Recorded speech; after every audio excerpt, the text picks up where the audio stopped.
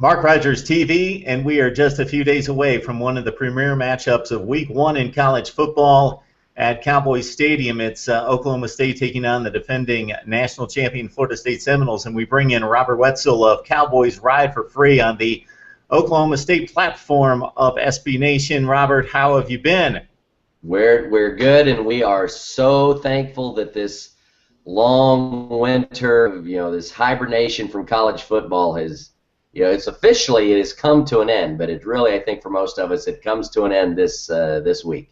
Really, it's the longest off season in major sports that we have to trudge through between early January all the way to almost September, and it's difficult. We can only talk about it so much. I love talking college football, but you need some game action to talk about, and we finally get it this Saturday. And this is a game I would have to say, Robert, on the surface, I would have loved to have seen played last year, but we're going to give you an opportunity to give us some hope for Oklahoma State putting up a fight in this game. So let's start at the quarterback position with J.W. Walsh, most likely the starter, although we understand that Mike Gundy refuses to say that he's starting this game for sure against Florida State. So your thoughts about J.W. Walsh, a guy that has some experience, not a great deal of experience, but threw it for about 1,300 yards last season. Yeah, this is, according to Gundy, we might roll all three quarterbacks out there at some point. So who knows, based on what Gundy says. All of the main local media that covering the team, there's no question Walsh trots out as the starter. Look, we'll all be wrong, but Gundy refuses to name a starter. The key here is going to be, I hate to sound cliche, but one's going to be protecting the ball. Walsh historically has been good at that. His interception to touchdown ratio, I think he's like 22 TDs to maybe 9 interceptions total, something like that, over all of his all of his gameplay. So that's pretty good. I'm not so concerned about that part of his play. What we'd like to see is Walsh return to the form he had under Todd Monken in 2012, where he actually set a couple of passing marks yardage-wise.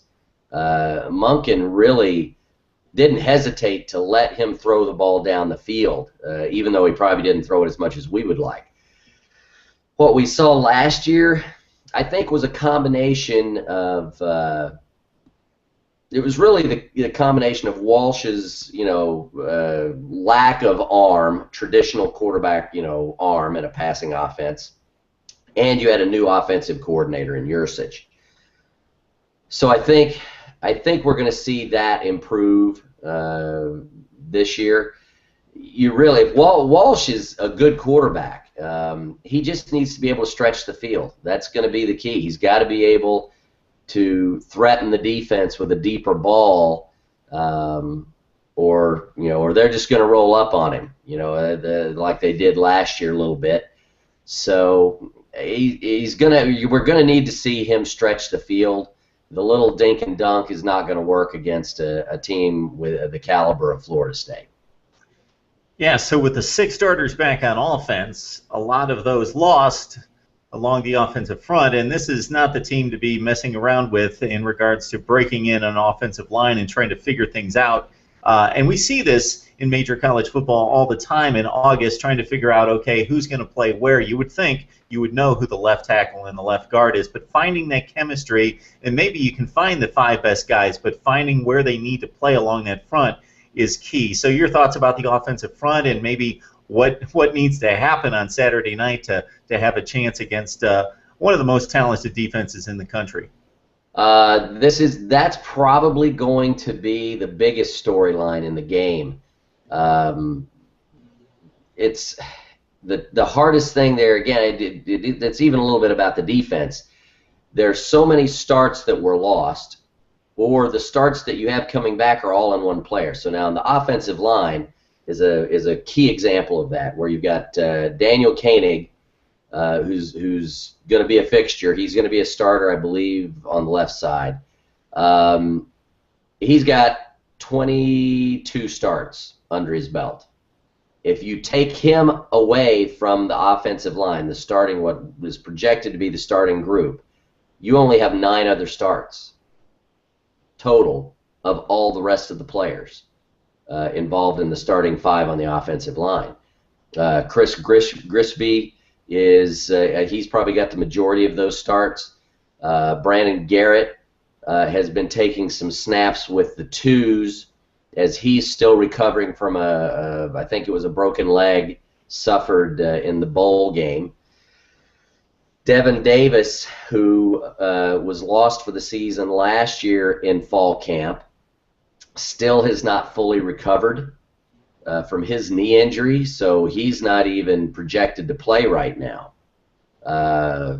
You've got a guy playing center who's never I don't think he's ever played a game, or he may have seen a little action, but he's never started. This is going to be an incredibly difficult task for Oklahoma State. You compound that with the change in offensive line coach. If Joe Wickline was at Oklahoma State, and this is no offense to Bob Connolly, who's a good coach and by all accounts is doing a pretty good, darn good job. Everybody's been impressed. But if we had Joe Wickline, who is a known entity, we obviously, might be a little less uncomfortable with this, just saying, Joe's always figured it out, so we're not going to worry about it.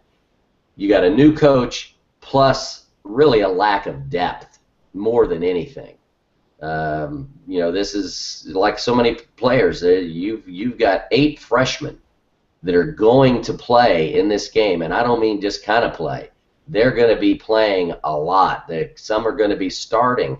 You've got probably another 8 or 9 players, freshmen, redshirt freshmen, who are going to be contributing. This is going to be the battle for Oklahoma State. Yeah, it seems like a scary proposition again, you're not exactly easing into the season here. It's Florida State, bam. And it's 4- and 5-star talent all over the place coming at this offense in waves. Okay, so we've seen the name. It brings chills to the Oklahoma State faithful because they are so enamored with this kid. And we've seen the scouting reports and the recruiting rankings and all that. Tyreek Hill, you know a little bit more about maybe beyond that, why Oklahoma State fans should be very enamored and excited to see this kid finally get on the field. Yeah, I can tell you right now that there is not, and there better not be an Oklahoma State fan out there who isn't wishing, hoping, praying that somehow or other Florida State has to kick off first in that game. Because everything we've heard, even Gundy, has talked about it, that this kid, this is one of those kids who's a special talent, and he just looks different out on the field. I was fortunate to spend a few minutes earlier this evening on the phone with the OSU beat reporter from the Tulsa World, Bill Haston. We talked, a little bit about Hill and 2 statements he made. One was just funny, and the other one kind of got my attention. One was, this kid, he gets knocked down on the ground. He looks good even when he's getting up off the ground. Okay. The other comment he made, though, which really got my attention, he said, Hill's change of direction is breathtaking. He said it's not just when you're running straight down the field and you maybe zig or you zag. His ability to just flat stop and move sideways.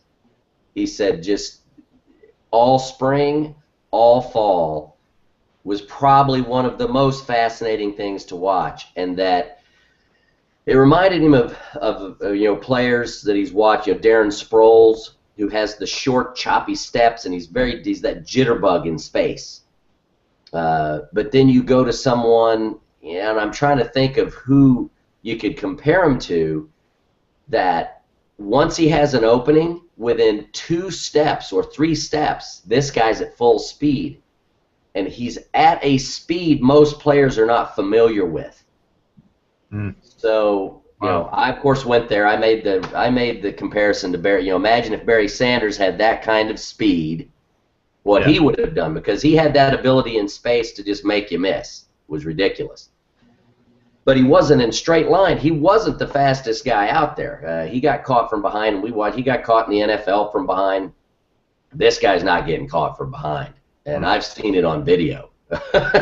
So, I mean, it's really fascinating to hear people talk about, OSU's got some great wide receivers that really are being overlooked as far as a group in the Big 12.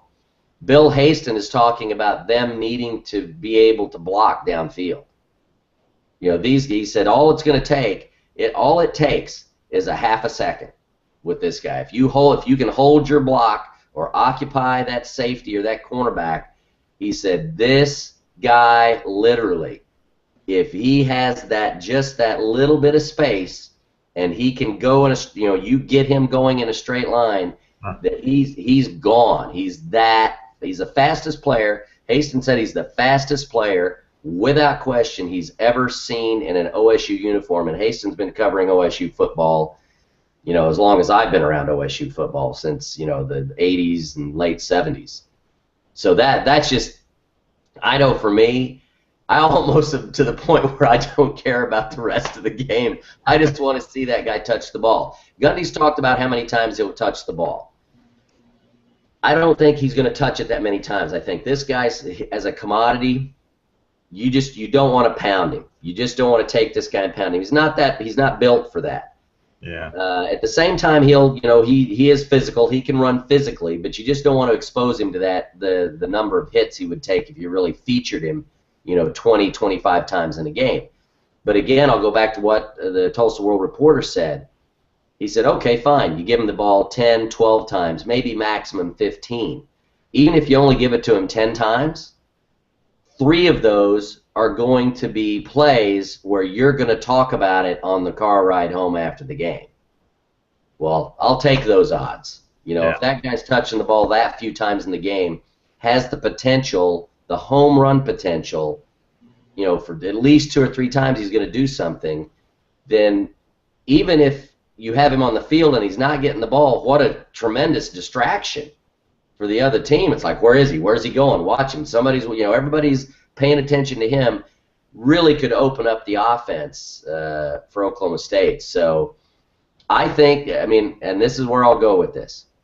My prediction, number 1, OSU obviously has to win the turnover battle. I think Winston needs to have a night reminiscent of Gerard Johnson, Texas A&M 2010 in Stillwater, where he had like 5 turnovers.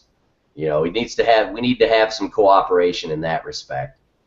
And I think Hill's got to break at least 3 big plays, whether it be offense, special teams. I think you need to see 3 big plays, home run plays, that create that excitement, keep the team in the game, shock the other guy. If something like that happens, I think Oklahoma State's got a shot to pull off the upset, which, by the way, wouldn't be the upset of the century. It's not like Florida State is 71 Nebraska or something crazy like that. They're awful good, but it's going to take a special effort from this team to pull off the upset for sure. When you talk about how special Hill is, and for him to get his first reps against this team with this number of athletes, this is the first thing I think of. If he can break one, what's going to be even more impressive, obviously, it being against this team, is that even if he's there in regards to the speed, the athleticism, the ability to dart and to move and to cut on a dime and do all those things you explained, Florida State's got about 5 guys on the other side that are like there, so that are just below that type of ability, and they can surround him, they can cut off the angles and do those sorts of things. So it's still going to be difficult to get those kind of dynamic plays out of even a special player like that against these waves of athletes. Well, I would say this, that Florida State's defense is good, okay? They're not world class by any means. That they gave up some numbers last year. Auburn which very good team, obviously not on, Oklahoma State's not going to necessarily be on par with Auburn, but Oklahoma State can have a pretty good offense. And, Florida State's defense gave up some numbers last year, and their offense in several games against poor opponents started off very poorly. So this is one of those games where, it's sort of the classic, don't let the underdog hang around.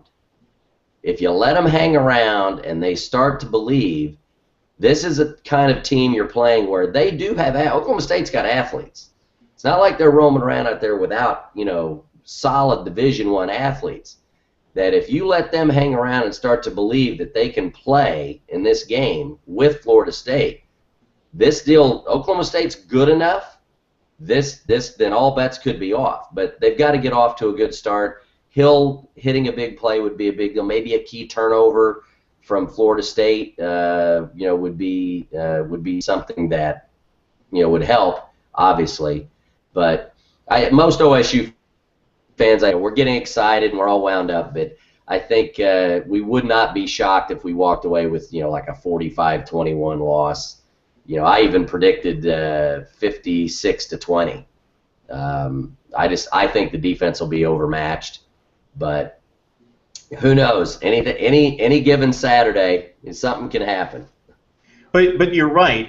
Less is known about this Florida State team than I think everybody thinks nationally, because they won the national championship. But they really only stepped on the field a couple times against really, really strong football teams. Their schedule was so weak last year that it was the Clemson game, which Clemson was really good, won a BCS Bowl. I think that thing just kind of got out of hand, and if they would have played Clemson 10 times, they would have beat them 8, and they would have played some really tough football games. It just happened to be a bit of an aberration in that game. And credit Florida State, they embarrassed Clemson the one game. And then, yes, against Auburn, which Auburn was not a great team.